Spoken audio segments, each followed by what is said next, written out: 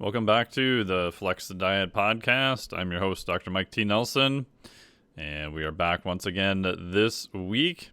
Today, it is just me talking about the model I use for returning to the gym if you've been away for a week or even longer.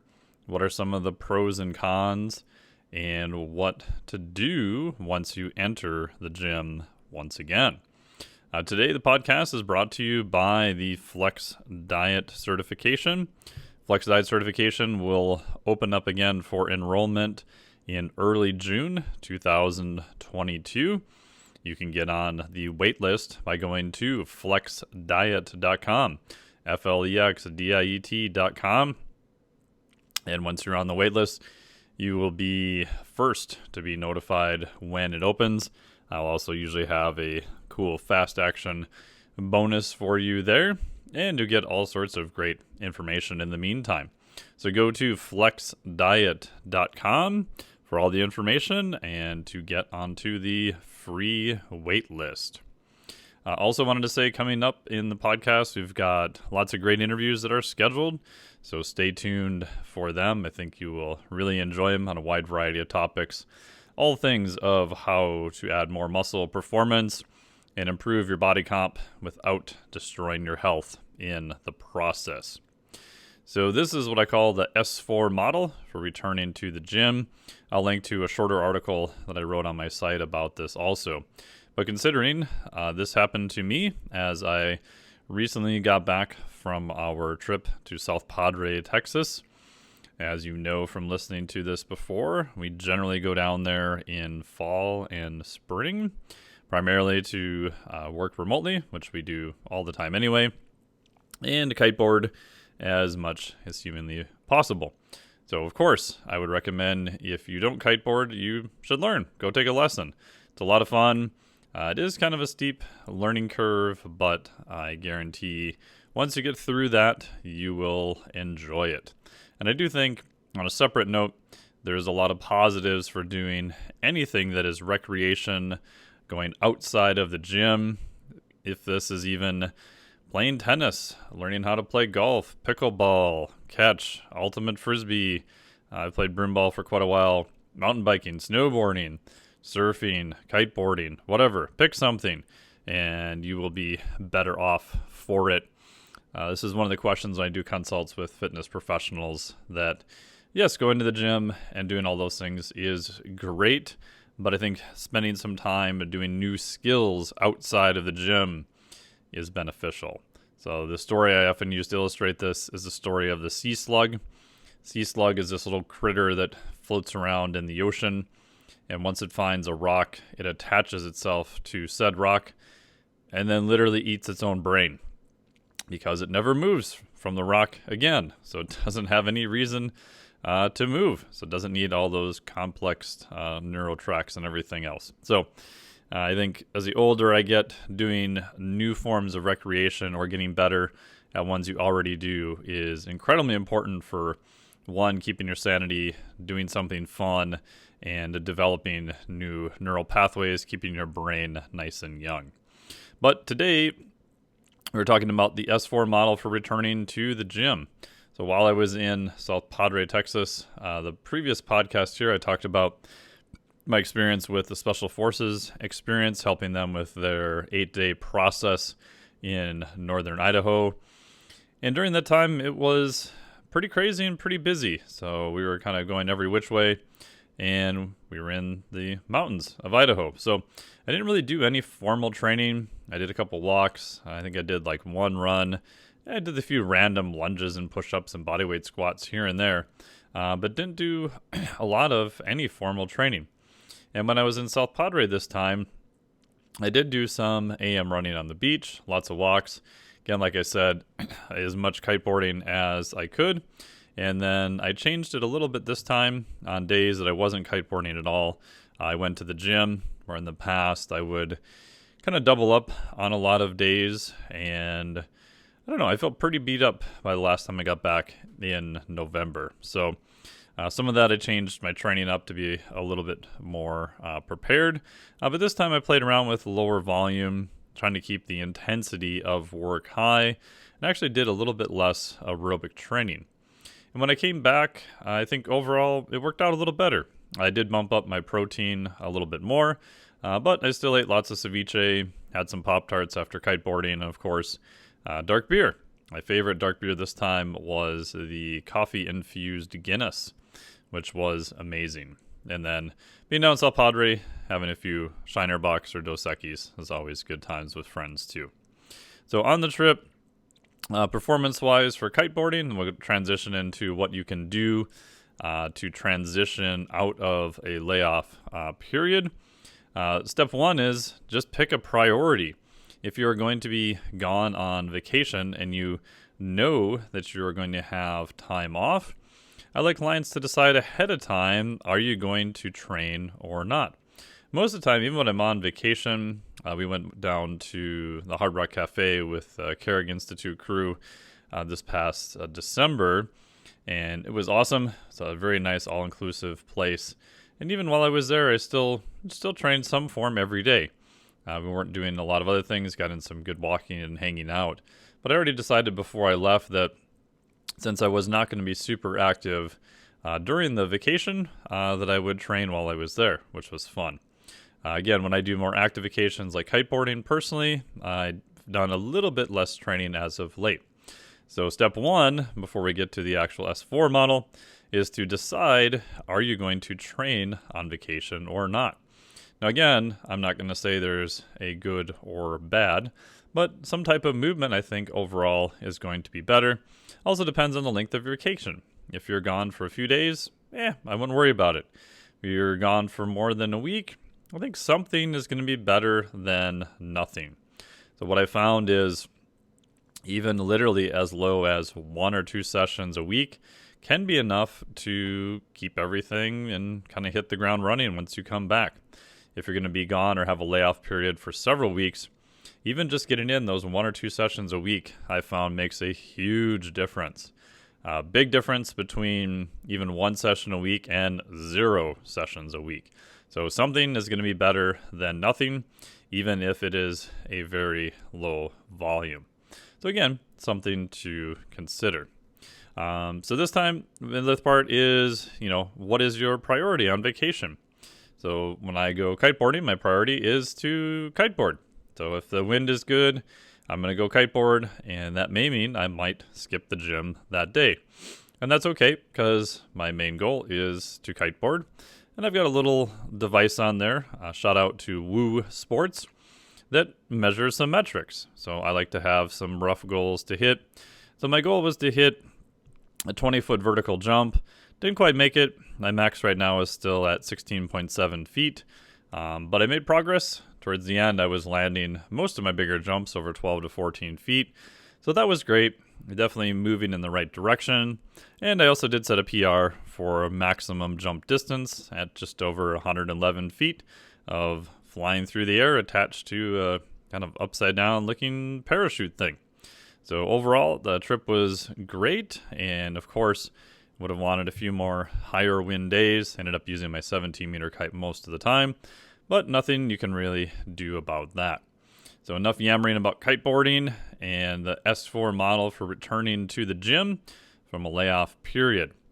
Number 1 is your state. So the first step is to make sure your state or mood is good and then go lift. I know sometimes on vacation or even coming back from a layoff, it can be hard to just get to the gym.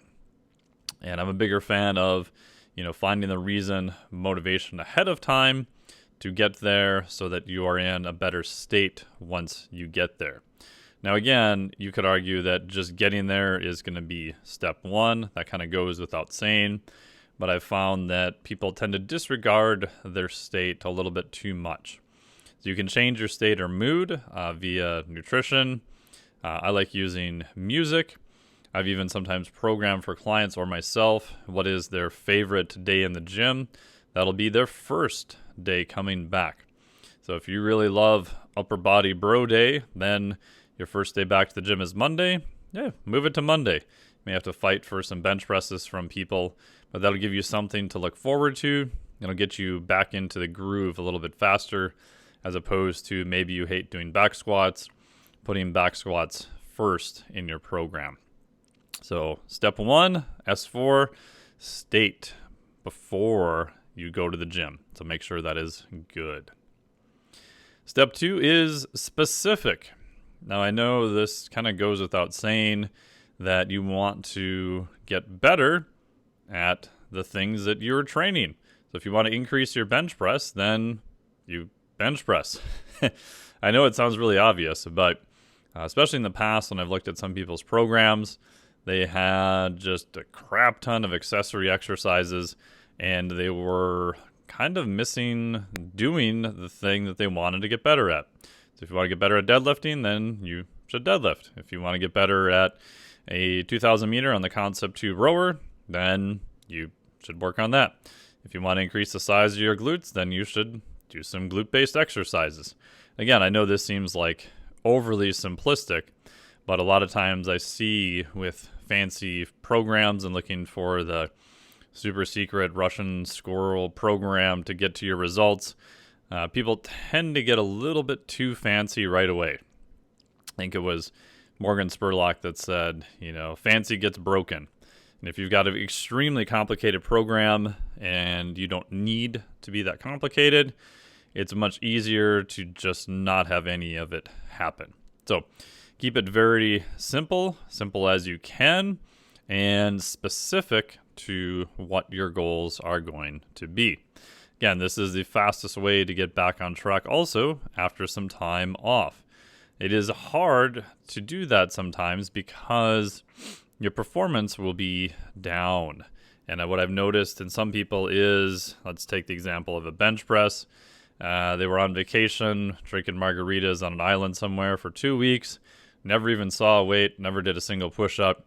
So they want to come back and they still want to increase their bench press, but they know their bench press is going to be down, so they just keep avoiding it for several weeks. And as you figured out, it's not going to probably get magically better.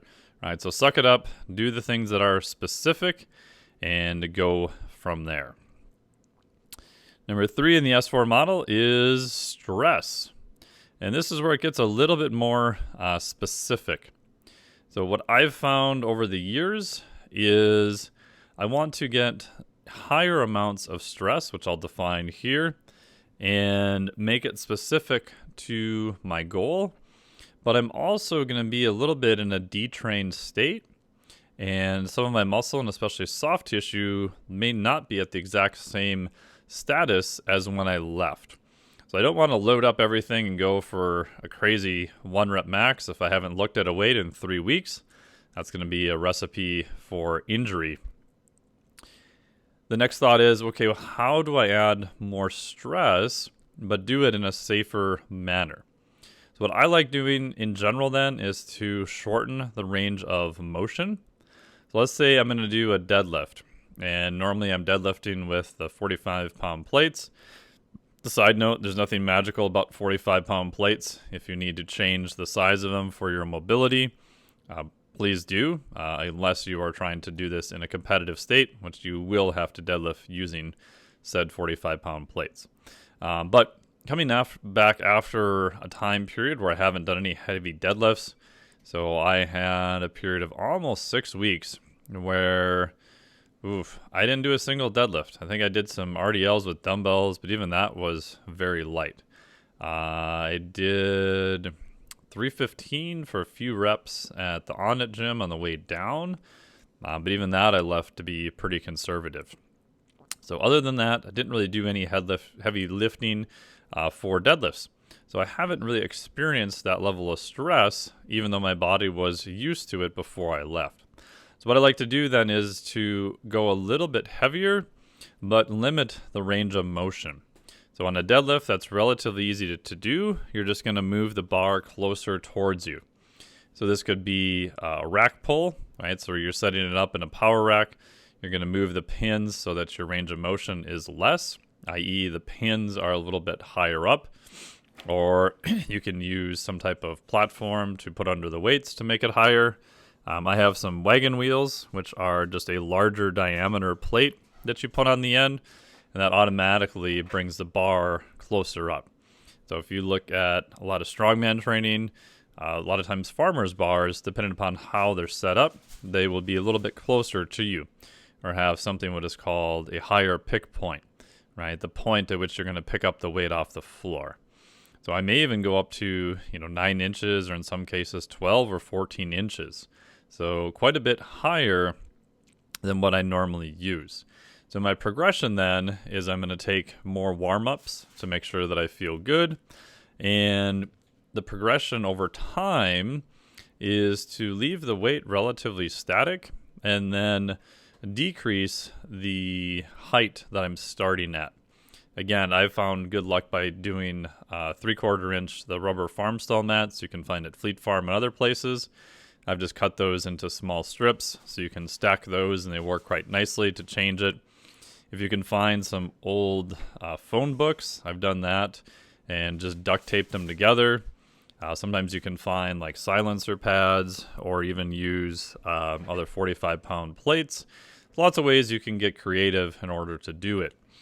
So when I came back this time, I used a trap bar and then it just worked up to 365 or 400, but it was a pretty high pick point. So pretty high up. And then what I'm working on now is slowly lowering that over time.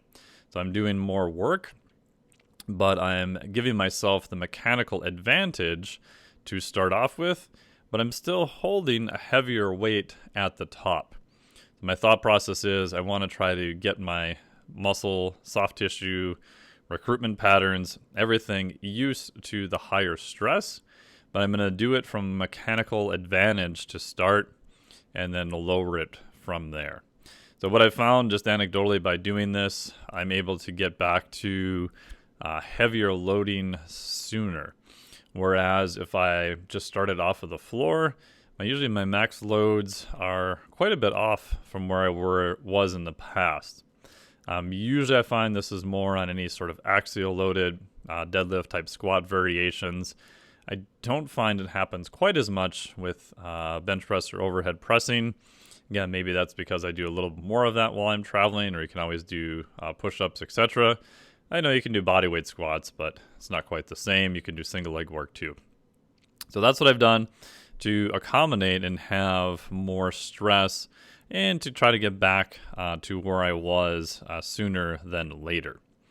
And one of the main reasons for this too, as I mentioned, is we want to make sure we're doing this in a safe manner. So one of the biggest mistakes I see people make is they try to start exactly where they left off. Let's say they're gone out of the gym for 3 weeks and they haven't done anything. Their muscle and especially their soft tissue is not quite prepared for that. Most of the time, if it's a relatively short layoff, you're not really going to have any loss of muscle mass, but you will lose some of the skill and execution of the exercise. And there's some data to show that your soft tissue may kind of downregulate a little bit since it isn't accommodated to that heavier lifting. So I don't like people to come back and jump right into high intensity here being percentage of your 1 rep max, i.e. how much load you're using right away. If you're going to do that, my bias is to do it from mechanical advantage. And again, like all things, make sure that the lift still feels good. I tend to be more hyper-conservative during this time period also, where I generally stay, 1, 2, maybe 3 reps away from failure. If it's some grip stuff, I may push that a little bit. But in general, I tend to be much more conservative. Give my body several weeks time to get back used to the loading again. And like I said, unless you've had a really long layoff period, you probably haven't lost too much muscle, but your soft tissue could be a little bit different and you lose some of the skill just from not having practiced it. So with the S4 model, number 4 is a load spike.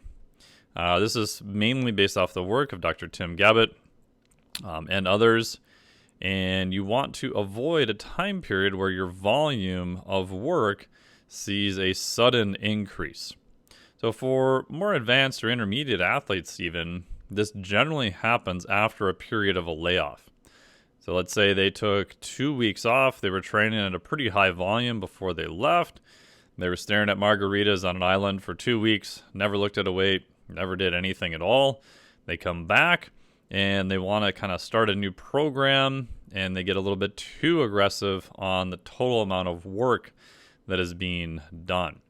So the previous 2 weeks, they literally had zero work, and anything up from that is going to be a pretty high load spike, especially if they tried to hop into the point where they left off before.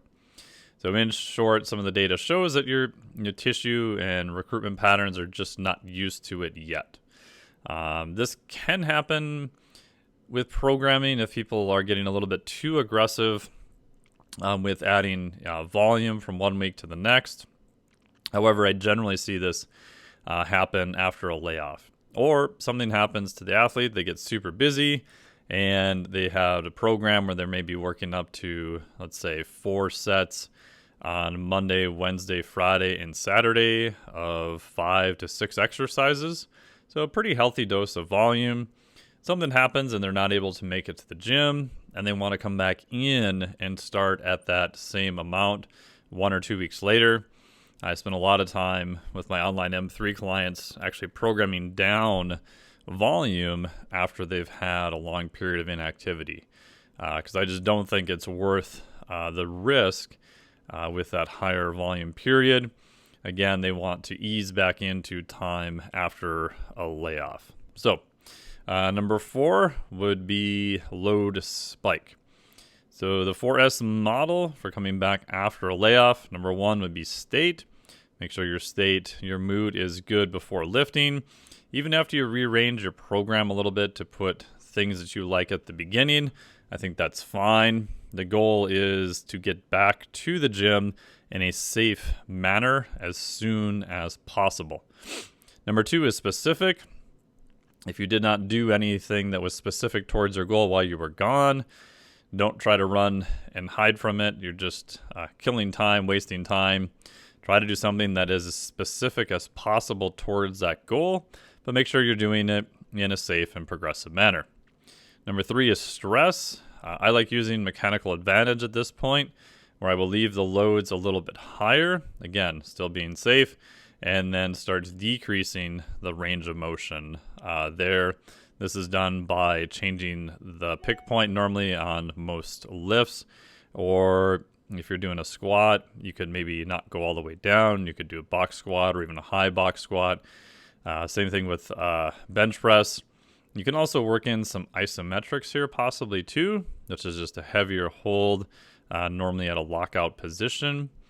Those I find are generally a little bit more safe and allow a fair amount of loading and allow you to get kind of back a little bit sooner. Number 4, again, was a spike, to want to avoid a load spike. Like I said, this generally happens from a period of off or not to doing much of anything. And a lot of self-motivated or highly motivated athletes, or probably like yourself listening to this podcast, or clients, want to get back exactly where they left off. And I find that that can be a recipe for disaster. And even if they get away with it, the quality of their work I find usually just isn't up to par. So I don't think it's worth the risk. So I will drop their volume quite a bit. Again, I will try to leave the intensity or the loads as close to where they were as before, but knowing they are going to be below. So we're going to adjust accordingly and then go forward from there. So there you go. That's what I use as the S4 model for returning safely back to the gym, hopefully reducing your injury risk and returning performance as fast as you can. So if you want to learn more about the nutritional aspects that you can incorporate to this also, make sure to check out the Flex Diet certification. Go to flexdiet.com. It will open up again for enrollment in early June 2022. So flexdiet.com. Thank you so much for listening to this podcast. Really, really appreciate it. If you have someone that is coming back after a layoff, or this is yourself, listen to this podcast, or please forward it to a friend, family member, coach, someone who could use this information to get their performance back in a safe manner. Thank you so much. Greatly appreciate it. I'll talk to you all next week. Hey, what are you doing? I dropped my gum. Hey, lady, would you toss my gum up? You could have taken it out of the wig first.